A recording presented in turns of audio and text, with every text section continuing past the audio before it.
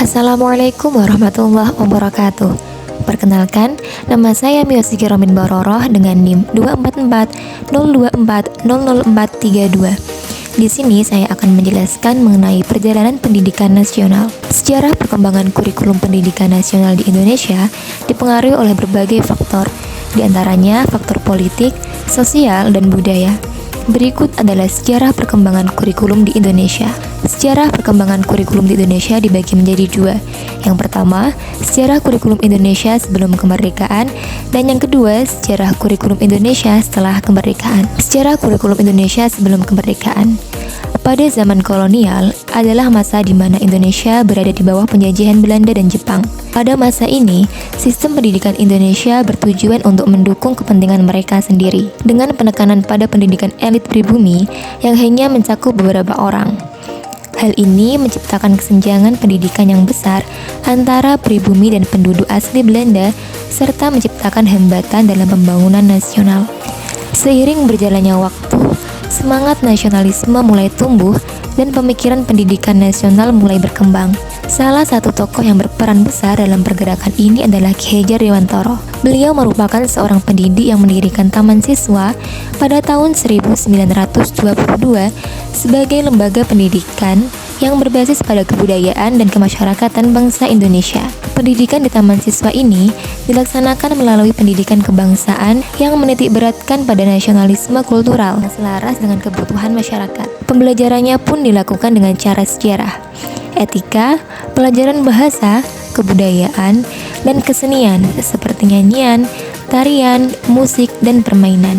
Terdapat banyak sekali pemikiran-pemikiran Ki Hajar Dewantara untuk kemajuan pendidikan di Indonesia. Prinsip Tuturi Handayani yang menjadi semboyan resmi dari implementasi sistem pendidikan nasional yang digunakan saat ini merupakan gagasan beliau. Selain itu, menurut Ki Hajar Dewantara, pendidikan akan memerdekakan manusia dari hidup batin. Melalui pendidikan, manusia diajak agar memiliki otonomi berpikir dan mengambil keputusan, martabat, serta mentalitas demokratik. Selanjutnya, sejarah kurikulum Indonesia setelah kemerdekaan. Yang pertama, kurikulum pada tahun 1947, 1952, dan 1964. Pada kurikulum ini lebih menekankan pada karakter peserta didik untuk menanamkan rasa kebangsaan yang kuat pada peserta didik. Akan tetapi, masih belum menekankan pada kemampuan kognitif peserta didik. Yang kedua, kurikulum pada tahun 1968. Kurikulum ini menekankan pada pendidikan Pancasila sebagai ideologi negara. Fokusnya adalah pada pengembangan moral, karakter siswa, kesehatan jasmani, dan keterampilan teknis. Selanjutnya, pada kurikulum 1975. Kurikulum ini lebih menekankan pada pembelajaran yang efektif dan efisien. Lahirnya kurikulum 1975 ini dipengaruhi oleh perubahan manajemen pendidikan, yaitu manajemen by objektif. Pada kurikulum ini mulai dikenalkan satuan pelajaran, yaitu rencana pembelajaran setiap satu pokok bahasa. Yang keempat, kurikulum tahun 1984. Kurikulum ini lebih menekankan pada proses skill approach.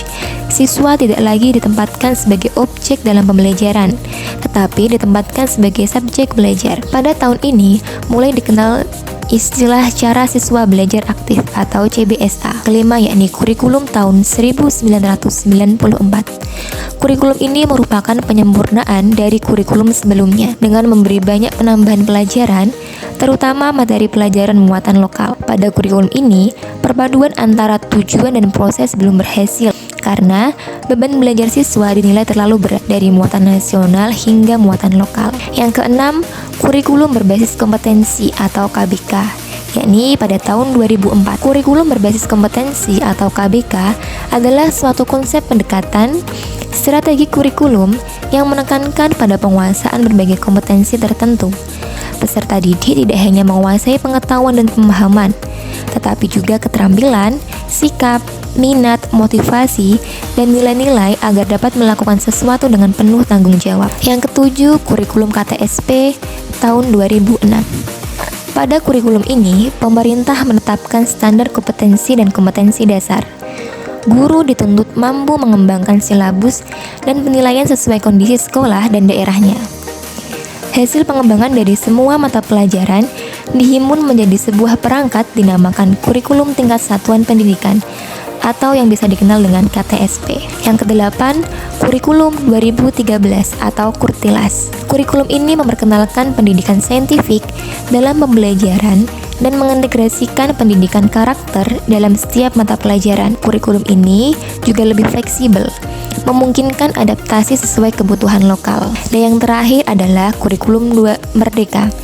Kurikulum ini dimulai pada tahun 2020 sampai sekarang.